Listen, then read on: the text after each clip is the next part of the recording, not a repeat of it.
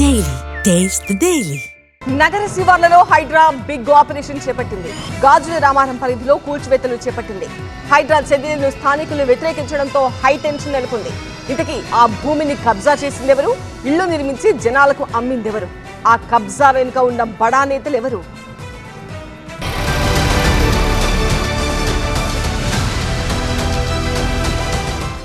ప్రభుత్వ భూములు ఆక్రమించారంటూ హైదరాబాద్ శివారు మేడ్చల్ జిల్లా పరిధిలోని గాజుల రామారంలో హైడ్రా రంగంలోకి దిగింది.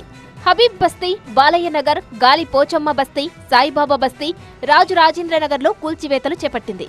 హైడ్రా కూల్చివేతలను వ్యతిరేకిస్తూ స్థానికులు ఆందోళనకు దిగారు. హబీబ్ బస్తీలో రాళ్లు రువ్వారు జనం. స్థానికుల రాళ్ల దాడిలో జేసీబీ అద్దాలు ధ్వంసమయ్యాయి.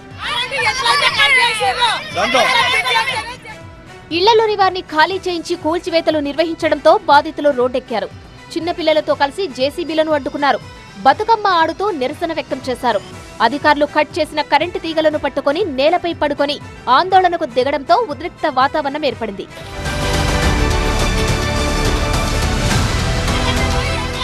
ఇళ్ల కూల్చివేతలపై ఆగ్రహం వ్యక్తం చేస్తున్నారు బాధితులు. తాము కొనుక్కున్న ఇళ్లను కూల్చవద్దని అధికారులను వేడుకున్నారు. సర్వే నెంబర్ 308 ప్రైవేట్ స్థలం.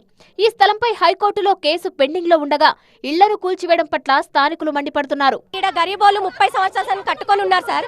అప్పుడు ఏమంటే మీకు పర్మిషన్ ఉందా, ఎందుకు కట్టుకొని ఉన్నారు అని అడుగుతున్నారు. వీళ్ళు వచ్చి హైడ్రా అసలు గరీబోలు ఇండ్లు కాపాడనుకుందా, చెరువులు కాపాడనుకుందా, అసలు ఏందో అర్థమవుతారు. గరీబోల ఇండ్లు ఎందుకు గులగొట్టారు సార్? హైడ్రా అనేది చెరువులు కాపాడాలి, కానీ గరీబోల ఇండ్ల మీద ఎందుకు పడుతున్నారు సార్? మేమందరం కూలి పని చేసుకునేటోళ్ళం. మేమందరం ఇక్కడ ఇండ్ల మీద గరీబోలు ఇట్లా గులగొట్టడం కరెక్ట్ కాదు సార్. అసలు హైడ్రా ఉన్నది కరెక్ట్ పద్ధతి కాదు సార్.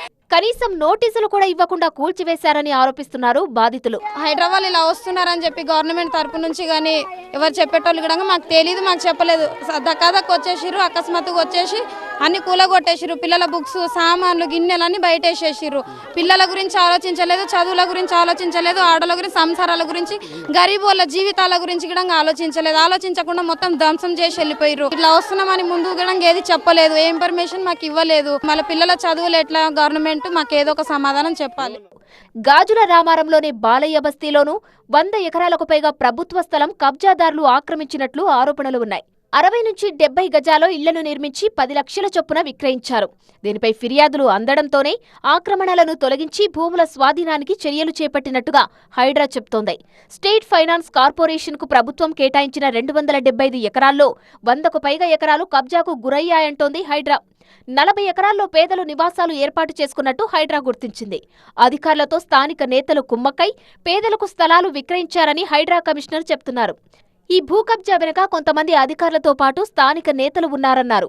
12 నుంచి 15 వేల కోట్ల విలువైన 275 ఎకరాల భూమిని తిరిగి స్వాధీనం చేసుకుని ఫెన్సింగ్ చేస్తామన్నారు. ఇంతకీ ప్రభుత్వ భూమిని కబ్జా చేసిందెవరు?